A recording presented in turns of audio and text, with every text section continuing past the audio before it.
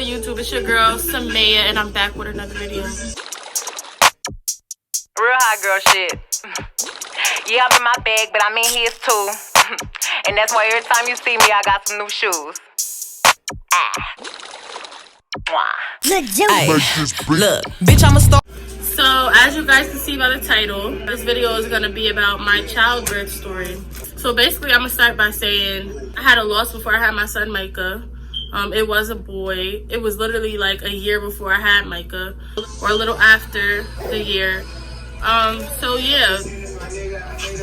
I never even thought that I was going to have a baby as soon as I did. But Micah is considered my rainbow baby. For those who don't know what a rainbow baby is, the rainbow baby is a baby after loss, meaning miscarriage, stillbirth. So, to be specific, I had a stillbirth.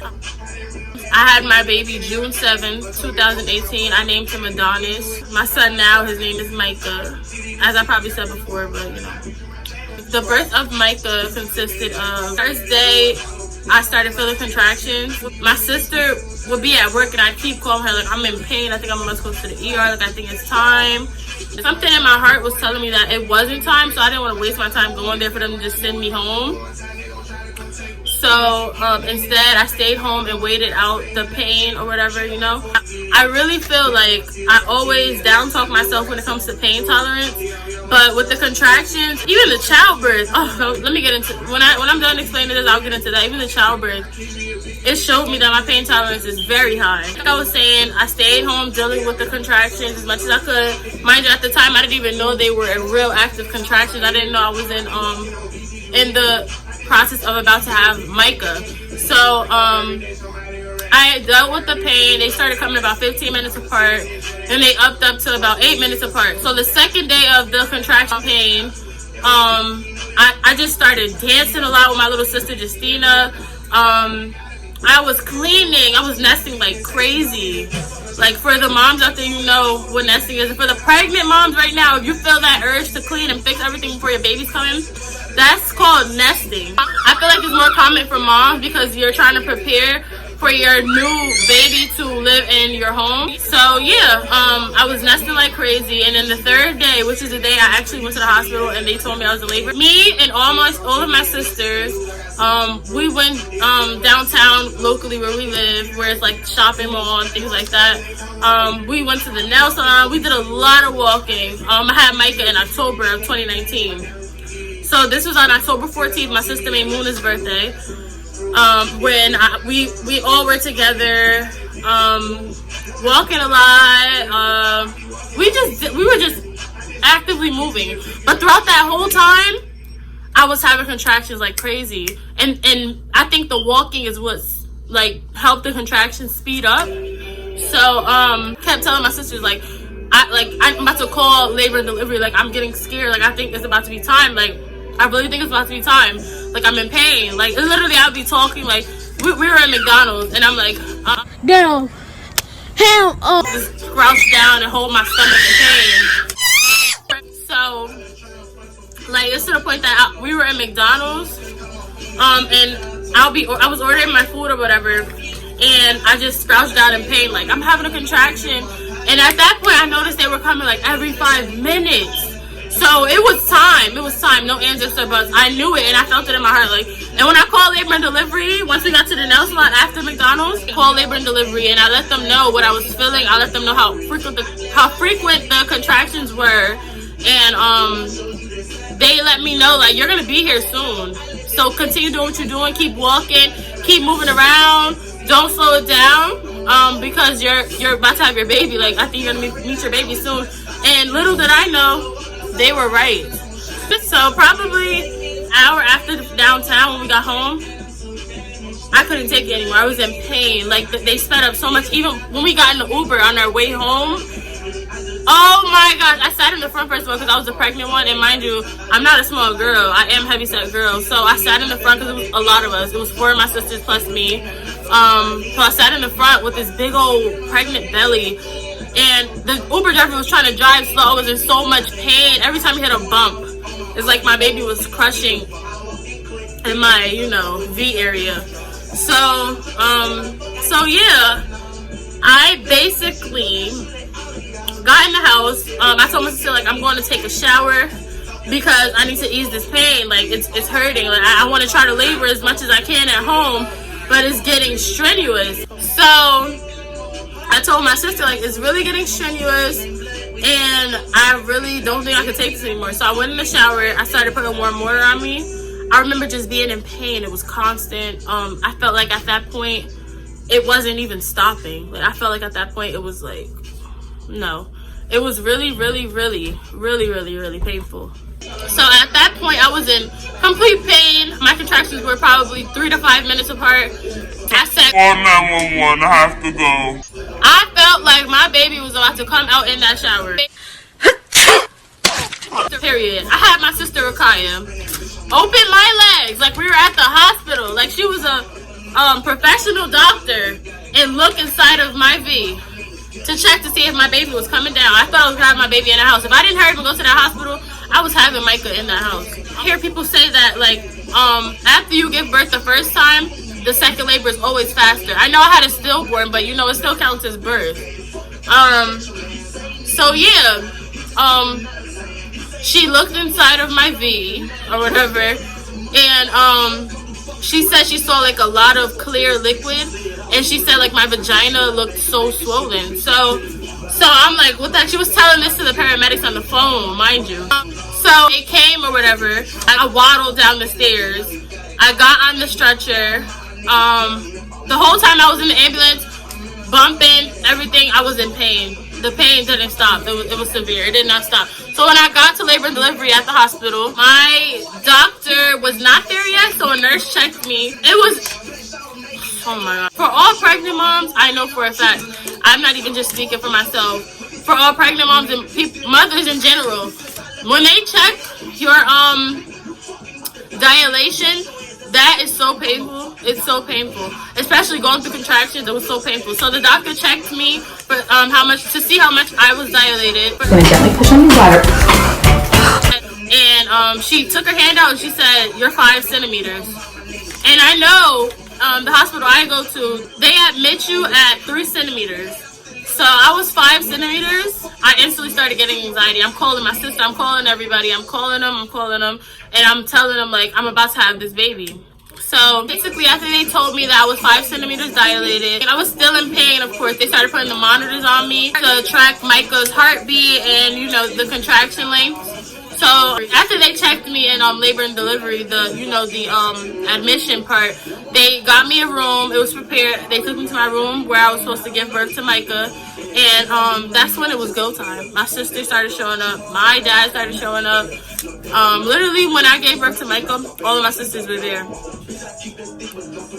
At the time, me and Micah's dad weren't together, and you know, based on emotion, or for like, I want to get personal with you guys. We're together now, so for the most part, everything is fine. But at that time, we weren't together. So when I gave birth to Micah, he wasn't present.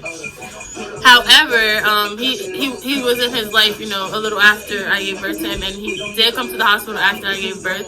But personally, for my own reasons, I did not want him to be there. So yeah, I was in the room, I was going through contractions. They felt like they needed to speed up my process of labor, so they gave me a little bit of Pitocin because Micah's heart rate started to drop. I guess it was because of the pain I was in. My blood pressure was sky high. I forgot what the exact numbers were, but it was sky high to the point they told me to lay back and they put an oxygen mask on my face. So yeah, Micah was good for the most part. I was fine for the most part. I feel like my labor was about 5 hours long. So the doctor tried to give me an epidural. Being that I was so swollen, and you know, being like I said, I'm a plus size woman. I was very much swollen than the average mom, and I feel like almost every mom gets swollen during pregnancy. Like that's normal. So he tried to give me epidural. It was not working. Whatever he got into me did not work. He told me that he was gonna come back and give me some other type of medication to ease the pain. They offered me morphine to like ease the pain, but I know that morphine is something that just honestly makes you feel wacky. So I denied it, and then being that I was pregnant with a live baby, no, I'm not gonna I wasn't gonna take morphine. They say it's safe, but I know your baby can come out a little woozy after, and I wasn't okay with that. So yeah, he told me he was gonna come back and give me medicine. At this point, I was probably about 8 centimeters dilated. He lied to me. He never came back. The only people that came back were midwives. They came, and one midwife, I forget her name, and I wish I knew her name. And I always said that I would go give her a gift, like just thanking her for helping me through the process. And my sister Rakaya too, she was a great help. I don't think I would have did it without them. But at this point, I didn't have any. Well, I gave birth to Michael with no painkiller. Whatever they tried to put inside to kill the pain, whether it was epidural or some other concoction, it didn't work. So they knew that it didn't work though, because the doctor never came back. The anesthesiologist, he never came back. He told me he was gonna come back. He never came back. So at this point, it was just midwives helping me get through the pain. And lo and behold, at 2:32 a.m., Michael was born. It was a relief, completely a relief. I was both shocked and nervous because I finally had a baby that I prayed about after losing Adonis. And yeah, it just felt complete and everything. Something that I did experience though after I had Michael was postpartum depression. It was a severe kind. I'll do another vlog mentioning that if you guys want to see that. I'll explain what I went through. It was scary like people say. Just leave that for another video. I put together a list of questions pertaining to childbirth, basically answering common questions that a lot of moms or people in general want to know about childbirth. So the first question is, did childbirth hurt? Day 4. A few moments later.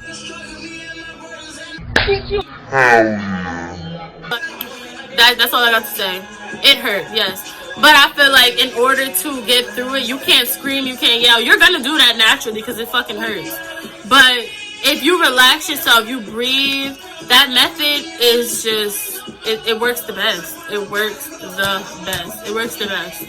I'm telling you, you have to turn the pain into something else. Think about the positive things because you have to give birth. So, especially if you don't have epidural. Number 2 is, did you fall in love with your baby as soon as your baby was born?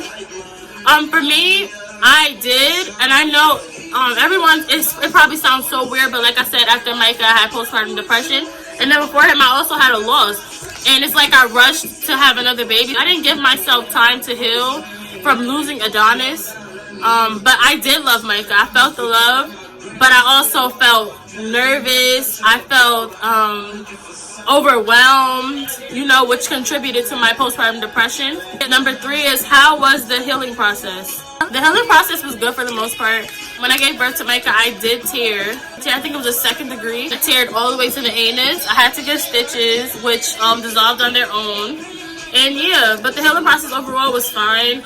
The cramps after birth were kind of excruciating, you know, when your uterus shrinks back down. That was painful. Number 4 is, how long was your labor? Like I said before, my labor, I want to say estimated 5 hours. Before that, I was in labor. Well, I was having labor pains for about 3 days before I actually went into active labor.